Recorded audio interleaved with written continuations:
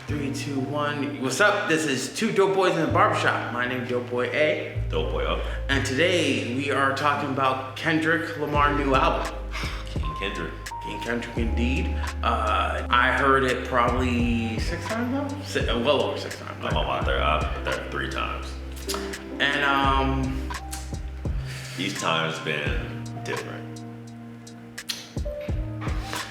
Each time a different track has been better to been. I don't know if I have a best track on that album, but each time some different track just pops out. I think it's his best album.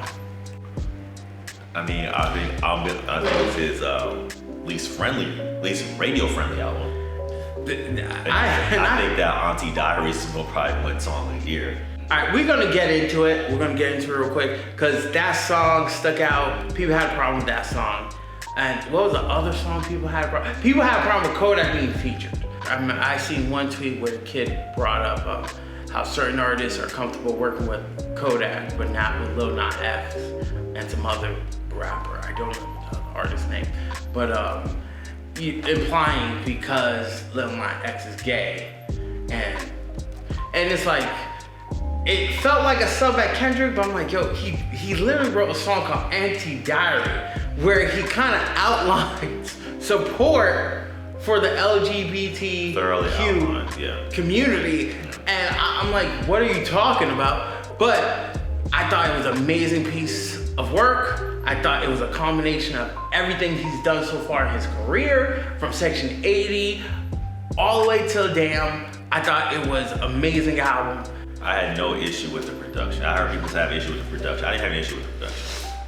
I was fine with, because I was expecting to feel like a certain way. Like people say, it's like how Nas, he would pick out the best beats. That's what it kind of felt like for some people. When I heard it, I didn't have any of those issues.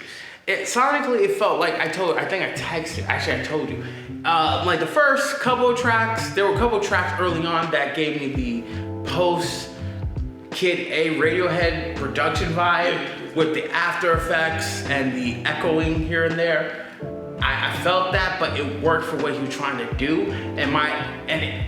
The first disc for me, my understanding of the first disc was so much of him holding a mirror to culture as a whole, and it acted as Heart 5 was a precursor.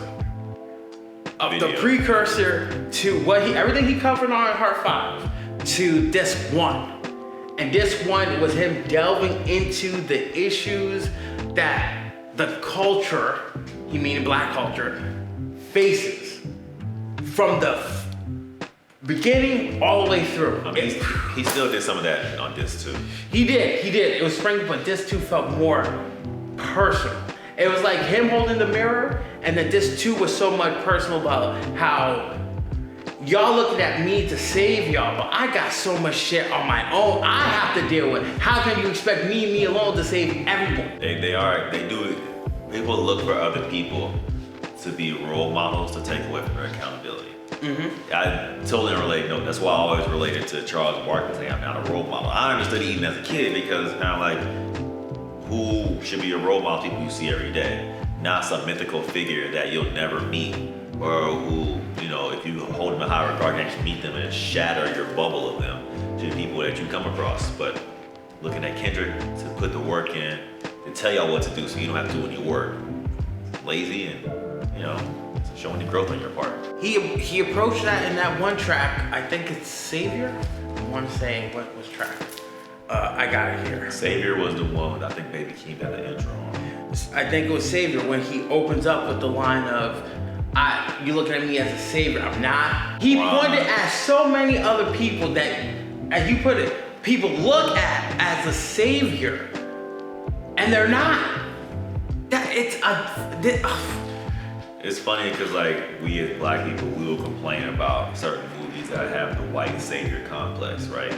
But you still want a black savior. So it's kind of like, is it about someone having a savior complex, or is it about you want one for the culture? It doesn't make any sense for us to look for someone to get us going, to do better. That should be like an internal thing. I know everyone doesn't have it like that. Mm-hmm. It should be more of an internal thing. It should. And I think that's what he was pointing out with this album. Like, the second track, N95. Like just when I was listening, I was like, wait, the name N95. Oh, the mask. Oh. And then to point out how other rappers are putting on masks and to put them down, it was like off top. I was like, I know where he's going. I don't remember the song, but I remember the reference where he talks about a lot of rappers are masking over the pain of sexual assault with tattoos. That's and chains. it. Preceded by the line. I think I sent you. I sent my other homie. Preceded by the line, I see the Tyler Perry in you. Yeah. I said, ooh, because I immediately knew what he wrote, and then he filled it in at the end, like with the following lyrics. Ooh, that track was crazy. What he did on that first disc, crazy to me. Second disc was even crazier when he revealed his own experience with sexual abuse. That was like because it was more like his mom like rejecting, right? That's the part that was crazy. I was like, damn, like so they questioned something happened, and they're like, no, but the mom's like something happened to me back where I'm from, and that's how I was able to tell you were lying. That was like, it shows you the cycle of abuse. He's calling back, and you're right. He's using his own personal experience to call back shit. He referenced the first disc. So that was relatable because so a couple years ago, I was dating this young woman. So she lived in New Jersey, and we were talking, and she had talked about how when she was 8, her cousins would go to some family's house. The older cousin would babysit them while they're like all between 6 and 10. The older cousin, who was about 18. He's between 16 and 20. Would take her to the side, help her out, and play doctor with her. Take her clothes off and touch her naked body and everything, right? Here's the crazy part. The crazy part is the family that got in her head that she wasn't a victim. No, she wasn't a victim, and being a victim make her weak and to not say anything. And they just told her cousin to send him off to other family in Pennsylvania. And just kind of like, so that's how stuff continues. Because we got in an argument of her basically saying, not a victim, this didn't happen to me. I'm strong. I'm like, I didn't say you weren't. You're not weak at all. No one said you were weak, but someone took advantage of you. Like, it's not like you consented to this. This is actually what happened. You're a fucking child at the time. Yeah. But it's like we as a people, we have found it in us to convince people don't be quiet. You don't want to hurt someone's reputation or someone else's life. Our family. With a mistake because they're family. And family should know not to hurt me because this is what you're going through, right? And you're putting on a kid the idea of not snitching or not messing things up. How many folks are really how many men are walking around here having gone through that? He referenced it. He referenced it on the album. Yeah. He also I love that track about Father Time. Oh, it was cold. Yeah. Because of the position of the impression his father left him growing up and what a man should be.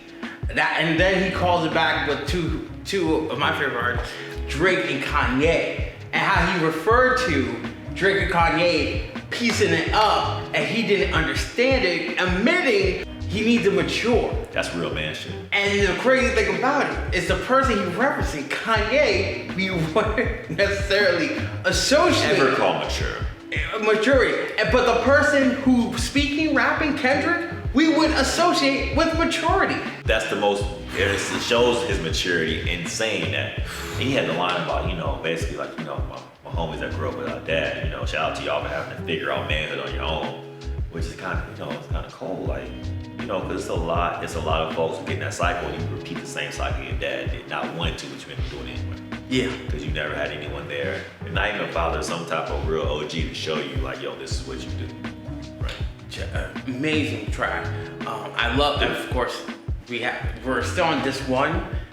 The craziest track of the whole album. Oh my God, the argument. Yeah. Oh my God. We Love Together. That's crazy. To name that track, We Love Together. I was like, because I had to look up old girl. She's an actress. Yes. She's not a rapper, not an artist. She's an actress. That's why it felt more authentic, because she actually could portray feelings that a rapper probably couldn't. Who would just rap but wouldn't be able to hit from them emotional angles. And she did that. Again, holding up the culture angle of the first disc. He holding up like the toxic relationship there. There's nothing positive said between the two. For it to end that way. Nowhere. No one until he found an opening. She said, I'm gonna sit on this pussy, and he said, doggy style. He just fit that in. It was like, it hit close to home. I was like, damn, I've been in a relationship with that before. We didn't go that crazy with the cussing. But I was like, I've been in that relationship where we argued for hours just and fucking. It's usually how it ends up being is misguided passion. You know, when they say the thin line between love and hate. Yeah. You need passion in a relationship. With stuff like that, it's totally misguided because y'all thinking this is real passion or real love. No, you're just arguing. Yeah. Without any type of view for reconciliation and growth in your relationship. No, because what I loved about that argument though is like the tit for tat they were having that was so real. It's such it displayed the levels of toxicity in a relationship, not from top to bottom. I should have just fucked your cousin. There was, you said what? And it was like it was so great. Give me the keys. They can't go to work. You mad? I'm like, man, that's kind of damn. I was like, Kendrick must have had this conversation before in his life. Kendrick either had this conversation or been around it. There we go. Cause it was so on point. It was on point for like a lot of people because I haven't had that kind of conversation, but I've seen that conversation, and that is ugly. My boy told me, had a boy tell me they'd try to play that track on the radio. But no, it should never. It was nothing but beep beep.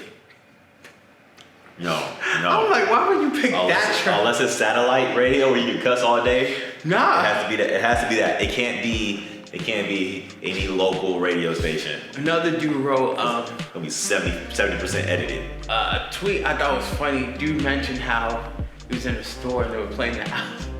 As soon as the opening of that track came on, all the employees ran.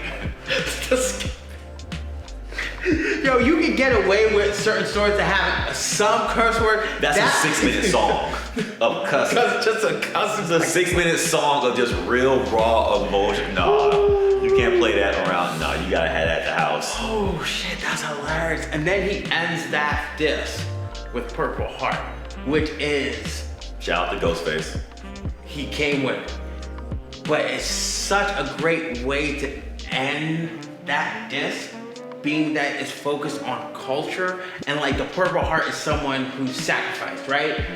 You're in the army, you sacrificed, made a great sacrifice. The United States government decides you deserve a Purple Heart. Like the sacrifices in the culture we make, whether it be compromising identity to fit in, all that, toxic relationship, and saying it's true love. Yeah. All that we sacrifice and we survive within the culture. The richness, the lifestyle. Culture. And then to end with you just get a Purple Heart at the end. Just the connection there, which is beautiful. Beautiful to me. Just beautiful. It's one of my albums where I'm like, I'm glad you sat and waited. Yeah. I'm glad you went through and sat and waited. I'm glad you took your time with this.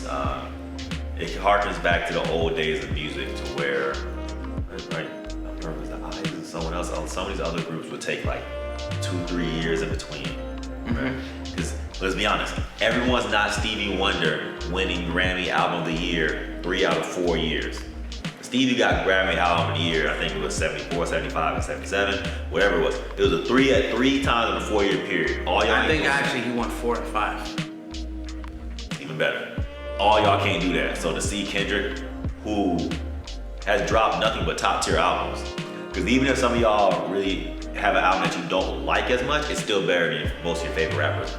Just album. Yeah. Consistent. So he is strongly consistent. The second disc, there's a couple things with the whole body of work. The second disc was great because it's personal, like I referenced before. He ends it with, I choose me, I'm sorry. Kind of like a beautiful way to end the journey. The song is called Mirror. Exactly. It's just a beautiful way to end it. Like the letter to his mom, again, we referenced earlier, that's a beautiful track. The track Auntie Diaries. Like, people had problems with him saying the word, the issue, the gay slur. The issue I have with people having a problem. I was watching TMZ, and Harvey Lynn was like, "Man, you're gonna say one thing, you gotta say the other. You know, Harvey's gay." But here's my thing about Harvey. When I finally heard the album, I was like, "Okay, you didn't listen to the song." A lot of people. Because he sums up at the very end about when he brought the white girl on stage. Exactly. At the time, and she said, "Nigga," he's like, "Whoa, you can't say that." And he's like, "You know," he addresses it. He addresses it. That's what I was getting to. A lot of the outrage are people that either did not listen to the song or did not get it.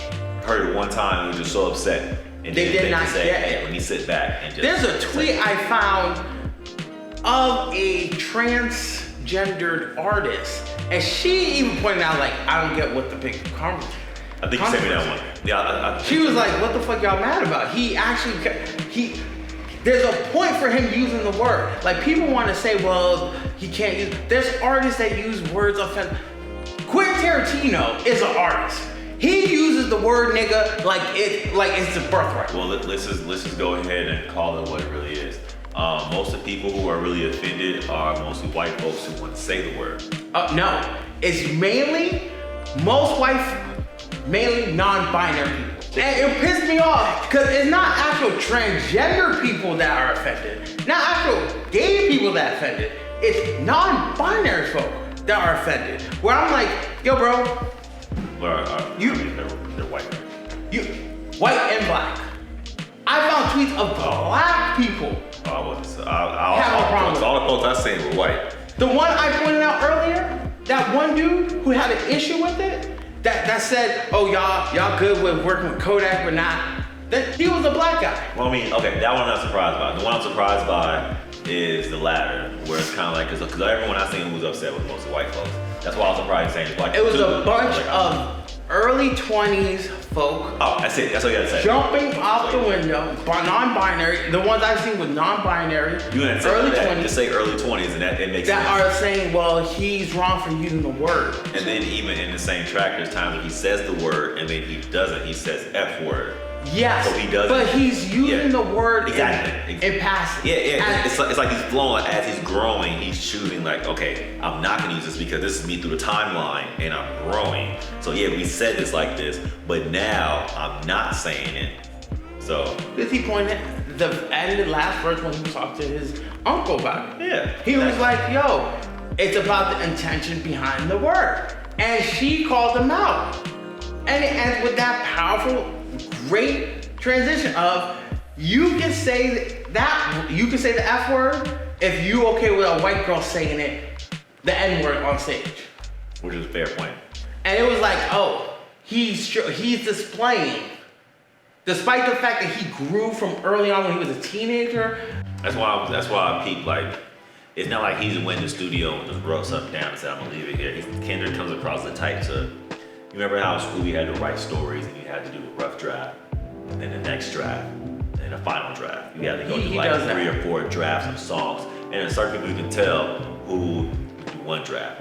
I remember when Wayne was writing him and Jay, I don't write, I just rhyme, right? I remember when Wiz Khalifa started saying, I was like, Wiz, I can tell you really not put the same work in that they're doing, because Jay and Wayne are saying stuff, hearing it, I don't like that. Wiz comes across as, I'm just gonna say what I want. Yeah, because a lot of them, and it's not disrespecting Wiz, but it's more so saying like, they're really not going out. They don't go to the booth with the final draft that's in their head. Yeah. They actually they work it out in their head multiple times before going to the booth. Mm-hmm. And even still while in the booth, they'll still tinker it while in the booth. Wayne, I'm not sure about Wayne Cross. I know what. Well, I mean, they showed Wayne behind the back, or like behind the scenes before, where Wayne will say something. He's like, no. Yeah, I'm not arguing with Wayne. No, I know. But Jay, I think there are instances where he doesn't. He just goes in there at the booth and he's done. He goes in the booth and he's done. There's 2 responses to that. One, he's Jay. Also, another thing to think about is that, you know, there's been instances where it's talking about him and Biggie just being outside, tracing back and forth, just mumbling to each other, so they're putting stuff together before they get in there. So I think when Jay gets in there, it's really final. Mm-hmm. I think when Jay gets in there, he's really just like, this is final. But Jay has shown us, starting from the very beginning, that is not the question. But like, you're right. I think with Kendrick, he edits before we even hear it. I think even after he edits his verses, he goes in the studio, hears it over and over again, like, like this, let's change it like that. I think he's so meticulous that what we're hearing is him. What Kanye's doing now, with his live performances, and like, I'm gonna release an album and then fix it in the back end, like continuously. Kendrick does that behind the scenes. As one should. We're not wasting our time. Well, but then again, Kanye wants to be seen. Yeah. Kanye wants to be seen. He don't care about your time. See me. Here I am. Kendrick just like, yo, listen, here's the art. Y'all interpret it. And I'm gonna work to make it the best possible art I can do. And he's not going to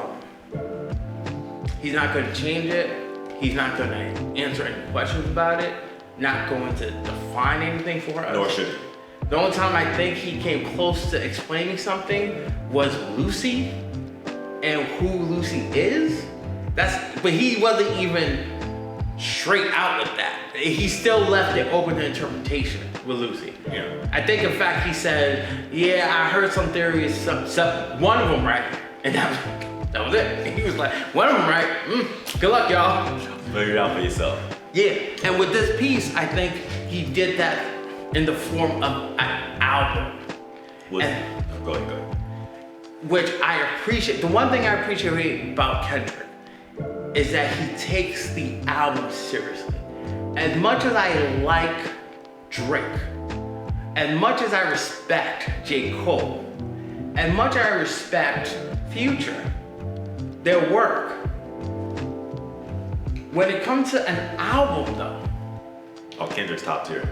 With Drake, I don't know if he's trying to structure an art piece. And yeah, y'all Kendrick haters can say, oh, you're being whatever, but I don't think Drake is putting together an art piece for us to interpret, digest, and like try to understand Kendrick does. Drake used to.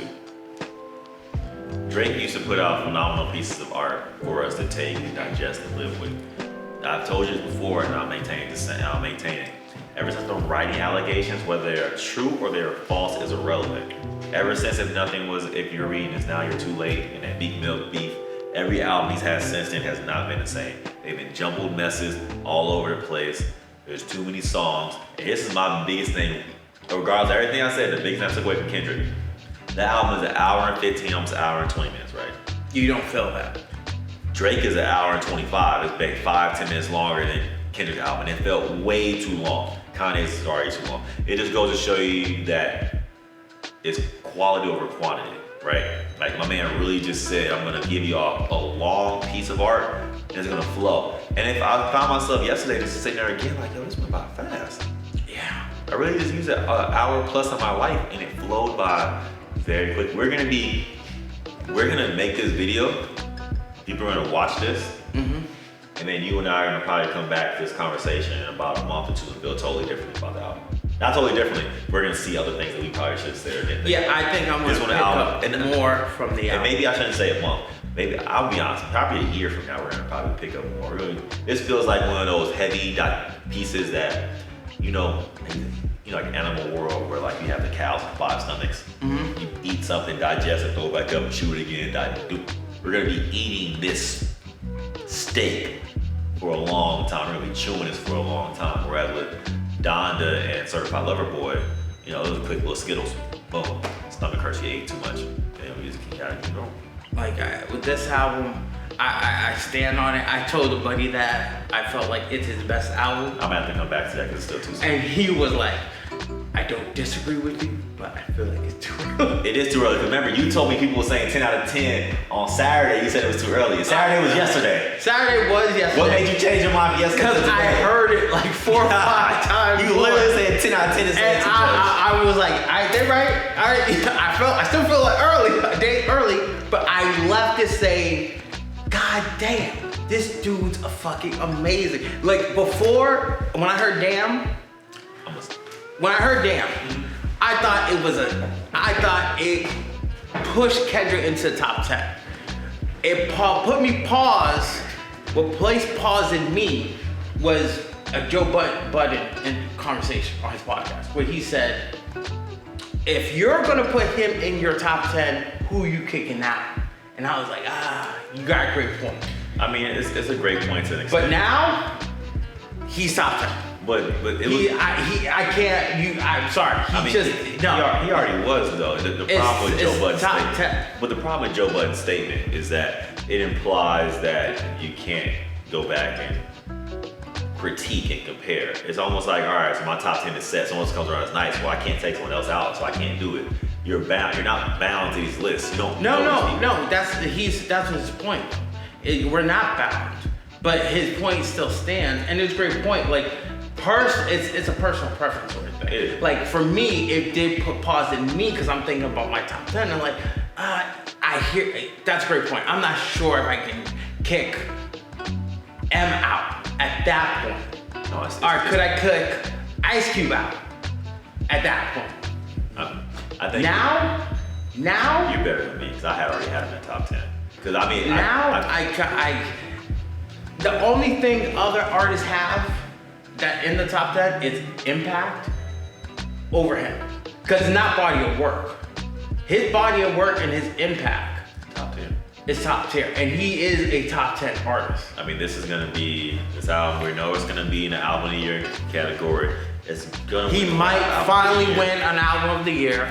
I mean, I know it's not her fault. I'll never forget Taylor Swift winning that award. It's not her fault. Above her? Yeah, it's not her fault. No. But I will hold that against her for a long time. Probably until I get dementia or something. I'm gonna hold that against her for a while because it's like, yo, that Red was cool, but I mean, 1987 was cool, but it's not, not Butterfly. He has masterpiece, and this might be another master. Who gets 2 masterpieces in their life? He has 3. For me, he has 3. Who gets 3? 3 classic albums. Damn I think is arguable. Yeah, if you wanna say it's classic, I have no issue with it. But yeah. It kind of lowered for me after time. Well, I mean, but that's you. When I'm saying if anyone wants to say it. I'm not gonna fight you over this. It's not as like I'm like I feel that way, bro. All right, good. Yeah, it's not like somebody walking up around here saying, "Thank Me Later" is a classic. I'm like, hey, so you know what I'm saying? Like, slow your roll, bro. Yeah. Get your fan, but let's bring it back. Exactly. So I'm not gonna argue damn, but 3 out of 4. If you were to put a list together of the 500 greatest, not just hip hop albums, but artists. 500 greatest albums of all time, he got 3 out of 4. If you were to put together a list of the top 100 artists of all time, and to see who in their first 4 albums has 3 generally regarded top tier classics and 1 album that is maybe a tier below, but still better than the rest of your contemporaries, how many artists are really gonna have that? You have to point to the 60s, and I'm not gonna waste our time with that. We're not, because that's too much, and that's going back. I mean, if we're thinking within the last 40 years, Michael Jackson. I would say last 40. That's when we're talking about Michael Jackson. Ice Cube. He has. I mean, if you count NWA, because he wrote most of it with the DOC, he got 3. His first 4, 3 classics. You got Ice Cube, Public Enemy 2. Their first, second, and third. Pretty much their first 3 to 4 albums are classic. So there are artists out there. Yeah, exactly. But if you going from 19, let's say, but even 1990. I mean, even include them, that's still like a rarity. It's a rare. There we go. That's what I'm getting to. Yeah. Like I had to pull 1980 acts to bring up these 2 dudes right here did it. In 1980 something. And even people looking at Jay as they call him the GOAT. Like, I mean, we can't call Volume 1 a classic. No. Volume 1, no. Reason for Doubt, for sure. Volume 2, yeah. You see, I'm a Jigga Warrior, but Volume 2, I don't get what people talking about. I'm one of those people. I don't get Volume 2. I'm like, it's a good album, but classic, I mean, that's the one that shot him up to the stratosphere. That's the thing. It had that monster track on it. But he does have, I mean, totality of, Kanye too. I am sorry. Kanye. Oh God, the first 3 months. Ooh, I'm sorry. I don't know how. Kanye, first 3 months. Yeah, so Kanye too. And then, actually, you know what? Are we calling? Nothing to do with anything. But 808 is calling it a classic. That's probably the most influential album Kanye. See, that's the thing. With 808, I don't think it's a classic, but I recognize the impact it had. That's the reason why I brought it up. I don't think it is either. I think, obviously, How Beautiful Darkness and Fantasy is. Yes. But it depends on who you talk to, because 808 is influential for the style of music and everything with influence, because I feel like that album laid the blueprint for Drake's whole career. But if we're just talking about in a row, that's 4 out of 5 classics for Kanye. Yeah, because essentially 808, what it did, it took what Andre 3000 did, but made it more hip hop oriented. Where Andre was like, it was a wide range of genres, really. No offense to Big Boy, that Andre album is the reason why they won album of the year. Yeah, it did. I agree with you. It did. And Speaker Box was a dope album, but 808 kind of fine-tuned what Andre did, which created the Futures, the Drakes, that sound. So, Prototype. yes.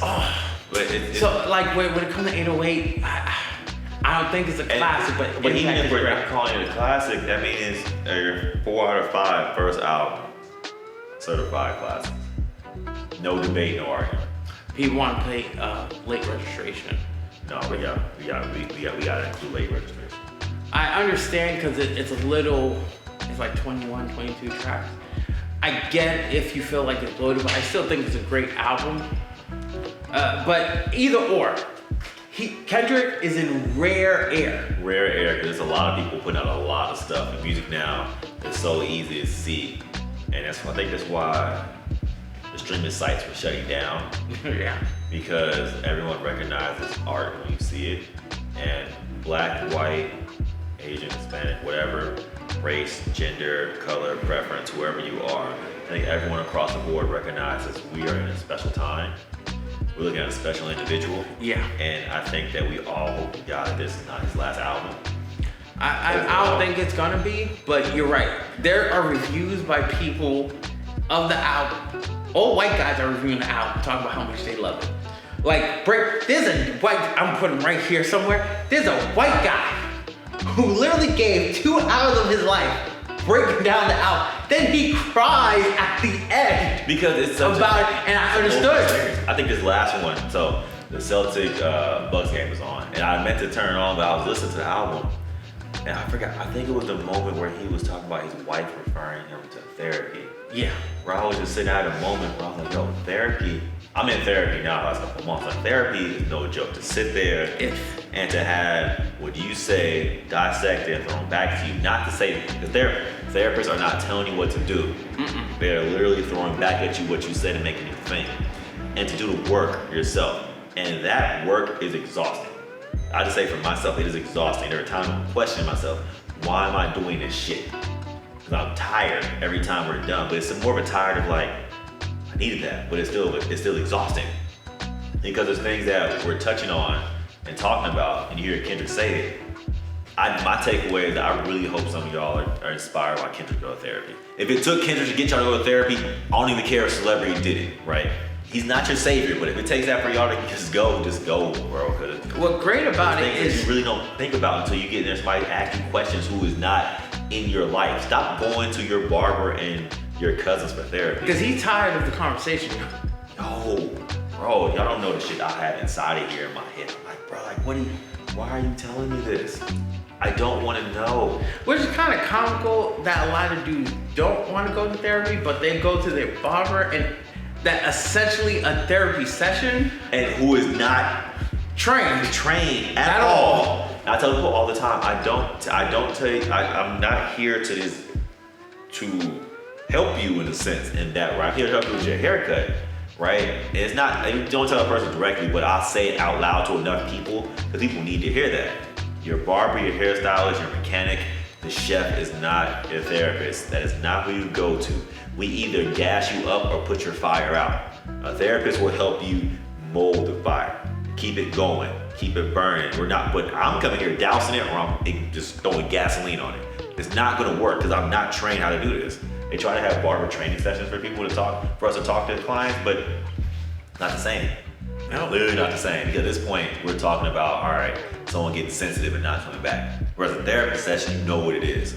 You know what this person's dealing with. The great thing about therapy session is you can essentially say whatever the fuck you feel like, and they won't judge. They legally can't. Yeah, they'll just sit there like. Like my therapist, I was nervous at first. He told me, look, if I feel like I was judging you, I would just stop seeing you. Because then I'm not doing my job. Black dude. I was like, okay.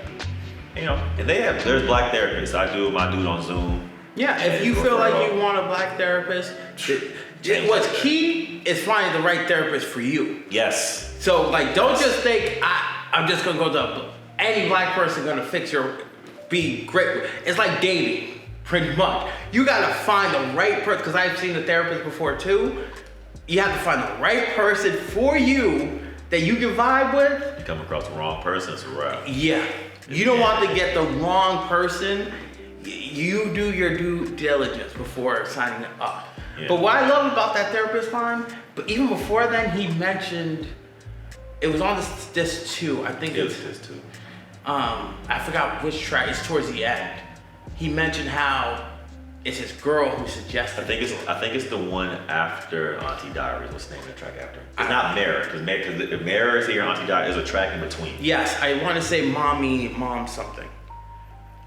Mother, I Sober. That's the one. Okay, that's the one where he talked about therapy. I remember I was sitting at the house, just like, it's strong because before that line, a couple lines before, he mentioned how he was cheating on his girl, who, in return, told him you should seek out a therapist. Yeah, you're talking about sobriety, talking about a lot of stuff. I was like, yeah. I'm like, yo. Like, he revealed a lot in that fucking song. You know what makes it so deep and what I appreciate? We really don't know shit about Kendrick. And he let us in on that. And which is fine because he's not out here on social media pulling a Kanye where it's like, we know this. It's not like you're not telling us this, we see it. And we have to interpret. I was genuinely shocked when he mentioned he was popping pills. I was like, yeah, I was like, this is not the savior we thought. That's why I'm not your savior. Exactly. I was like, Kendrick, I wouldn't have suspected you, bro. At all. Not him. Not him. There we go. Not him. Yeah. I felt the same way. I was like, not Kendrick. I was stunned. Generally stunned. He gave us so much of himself on that second disc. It's a fucking great album. It's like that one homie you hear about who got involved in some illegal activity who was a nerd. You're like, bro, how you getting that? How you do that? Like, it was like, Kendrick, no. How you pulling the future? But he's not a nerd. That's a crazy. I just love Kendrick. He's not a nerd, but people try to position him like that because of the way he raps. He's not rapping a certain way. But most of them dudes rap in a way that y'all like are nerds anyway. Drake's a nerd. So he makes great songs, but I hear you saying. He's definitely a nerd. I love his music. Anyway. You are not. Kendrick, I would say this. I feel like it's his best album. I think it's gonna stand the test of time as a culmination of everything he's done thus far. Which screams to me, whether I get it 3 years from now or 5 years from now, that next album he drops, gonna be different. And we should prepare ourselves for that. I think we're all in saying that, but I don't know, the more that I think about it since we're talking about it, the more it almost feels like an Insecure in Atlanta, where you're going out before they want to run you out. This is my situation. Because both Insecure and Atlanta could have kept going for a little longer, and they're both ending prematurely while they're still hot. But I feel like the difference is Kendrick in his core as an artist. No, I mean, so he's an artist. That's why I said whether it's 3, 5, and wouldn't shock me if it's 10 years from now.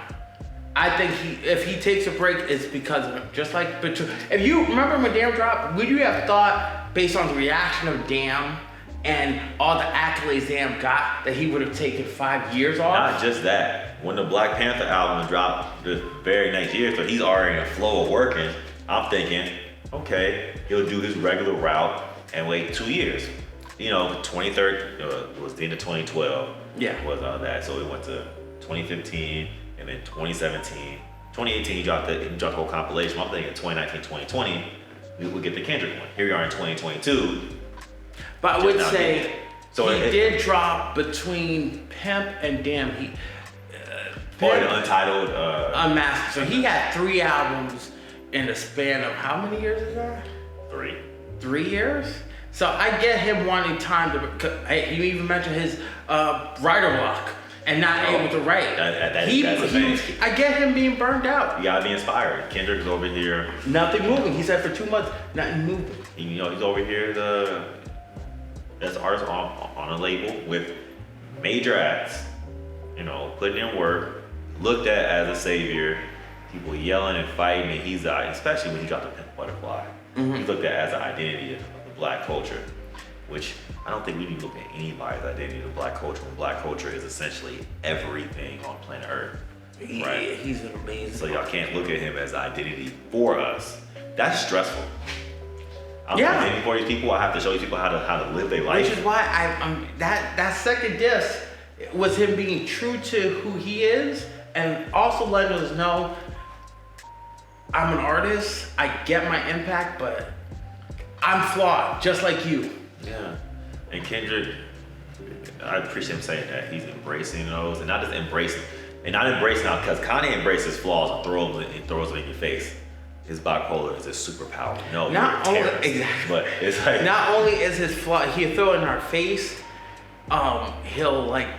He use it as a shield for everything else. Yeah, he'll hide behind that without dealing with issues. Kendrick over here laying his issues out, which makes me appreciate Kanye and Drake more for releasing their music last year when they did, because they knew we're not dealing with this. Let's get this over with. Yeah. And which also makes me laugh.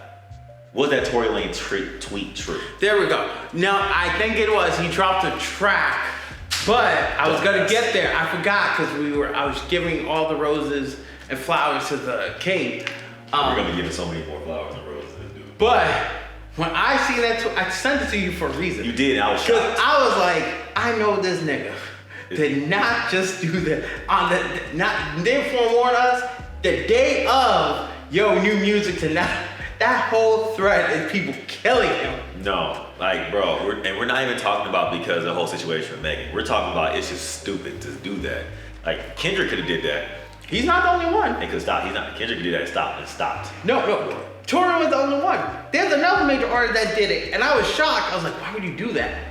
Apparently, Post Malone also dropped his first single same day. I didn't know you did. Exactly. Why? Why don't we know? Because it was a holiday this weekend. It was a Kendrick holiday this weekend. That's what it was. Why would you do that? I get you might think you're hotter. Look, Kendrick is dropping. Shut the fuck up, go in the corner and chill. What's what? Yo, this had nothing to do with anything. He dropped it on Friday the 13th. It had nothing to do with anything. I just random observation. He dropped it Friday 13th, 9 o'clock Western time. It came out. It crashed every single music site. Every app, it was like donezo. Top, I think it was trending number 1 for a while there. It was Kendrick was trending, I think pretty much all of Friday, number 1. I mean, as he should. Again, I didn't understand. A Post, I didn't get. Like, you don't need people. Post doesn't need like someone to go to like Apple new music of the week. So people are like, oh, Post dropped that. But is he the same Post that he was before? You know what? I'm not sure. I wasn't even really a fan like that. I'm not either. He lost for personal. He lost reason. for the whole hip hop thing. Yeah, that's where I was like, yeah, fuck that nigga. The Post is having issue with his label right now. So that's one. So when you're having issue with labels, do some fuck shit in the back to fuck over their artists. They keep them in check. Kendrick coming. Let's just go ahead and drop you right quick. Exactly. It's like you ain't that dude. Just to put him in his place. And you're not that dude. Kendrick, I think, gonna sell anywhere between 350 to 400 first week.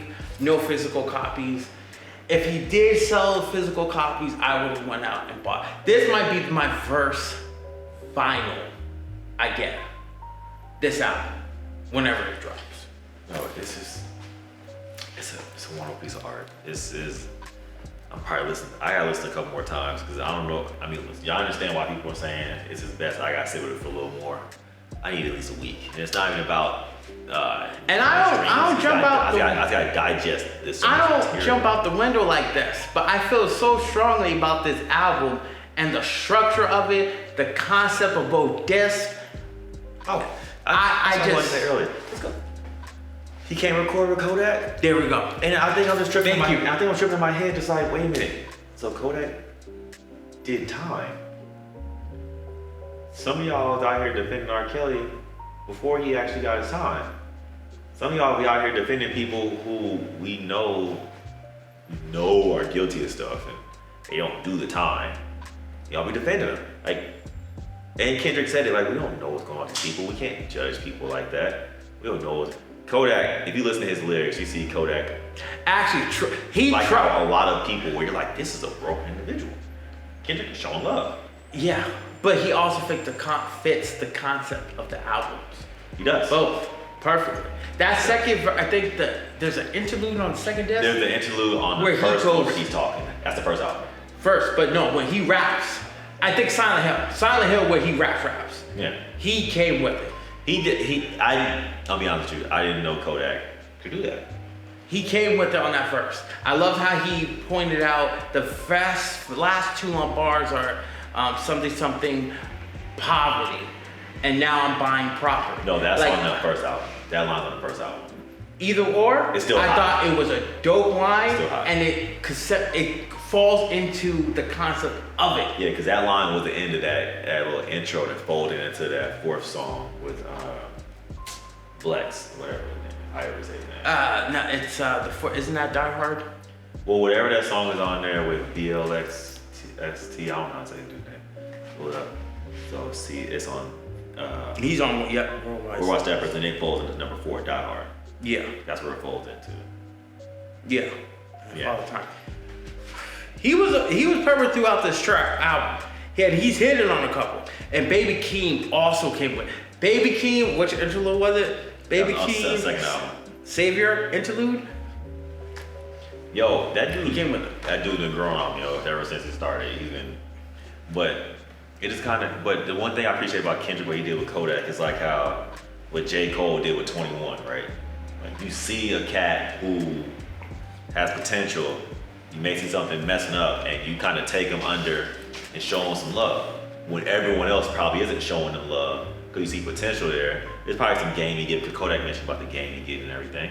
You know, I do appreciate seeing guys who've been established taking the youngsters under the arm and be like, you know what, look, this is how you do this. I'm gonna give you a chance to shine, bring your A game. And I'll give both of them credit. 21 and Kodak brought their A game with Cole and Kendrick. Even funny, Kodak even mentioned the line, I think in the same track we were talking about, the track before Die Hard, where he says, he quotes people say, "What are you doing with Kendrick?" Yes. And it fit because further you're like, "Yeah, what the fuck you doing with Kendrick? What the fuck are you doing here on 2 songs?" I think it's 2 full songs, 1 interlude, right? No, it was twice. Because the interlude was him, he's only on 1 other song. He's on Silent Hill.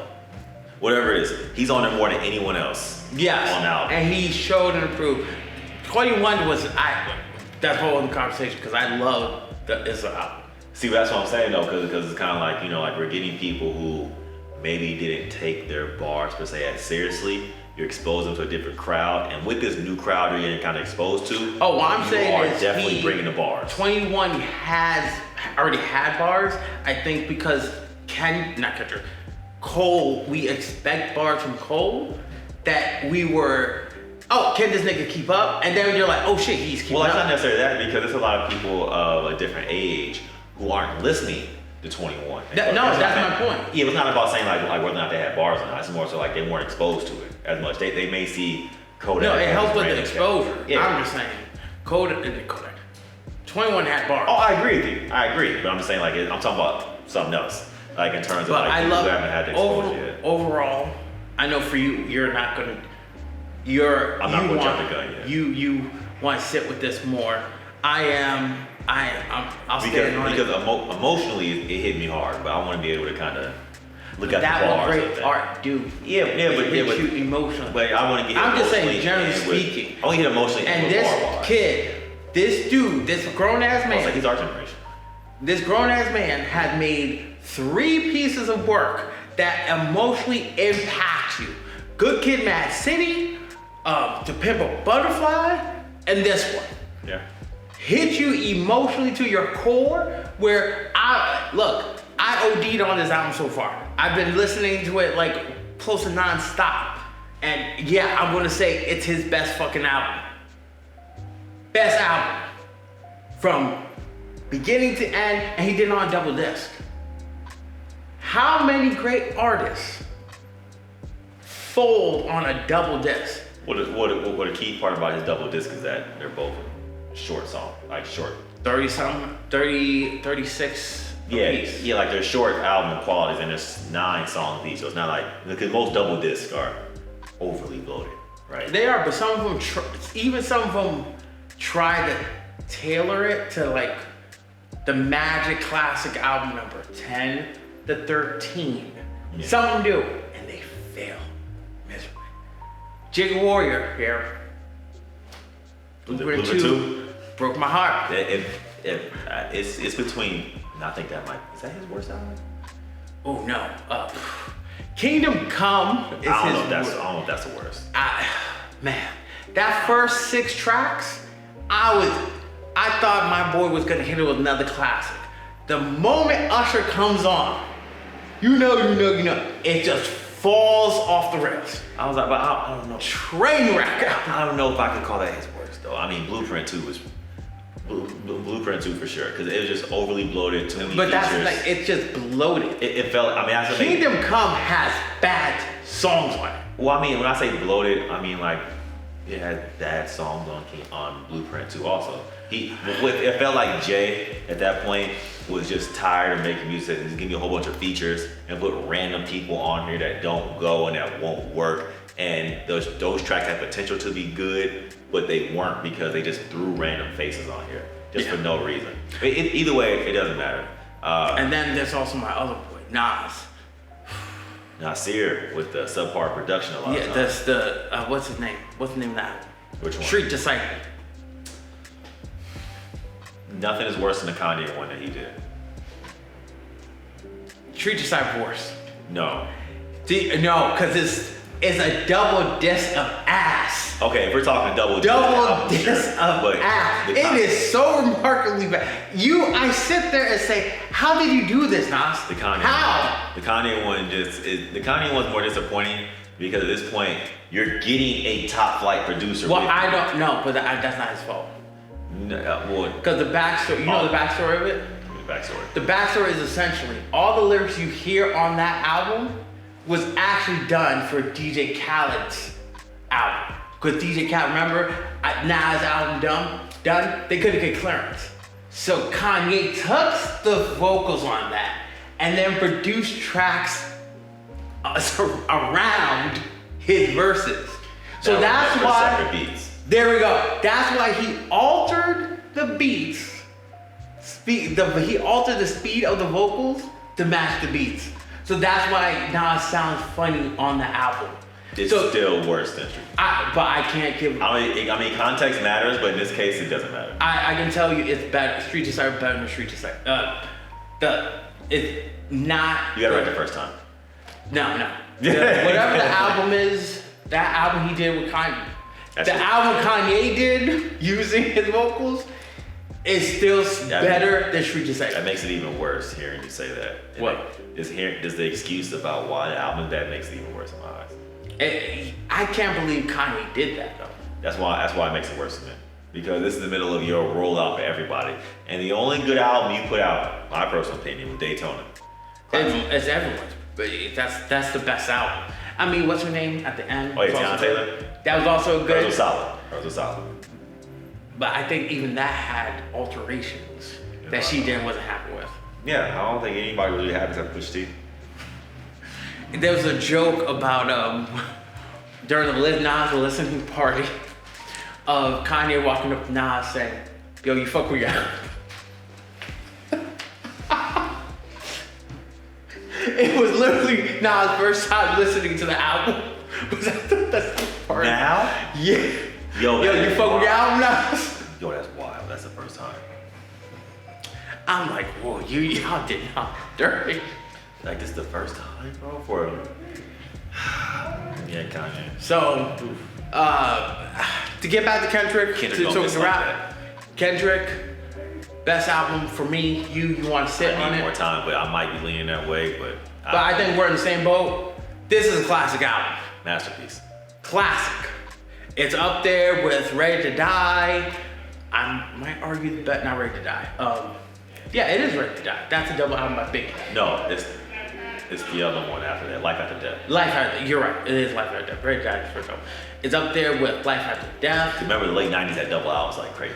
Yeah, it's better than I'm not. I might argue. I have to listen to Life After Death one more time, but it's up there. It's up there in the echelons of great double albums because it's not done all the time.